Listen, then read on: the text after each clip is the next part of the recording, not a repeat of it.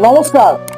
আপনারা অনেকেই অনেক কিছু ভাবছেন যে আমার মঙ্গল হচ্ছে না, মা তারা আমাকে কৃপা দৃষ্টি দিচ্ছেন না, বা প্রভু আমার দিকে মুখ তুলে তাকাচ্ছে না।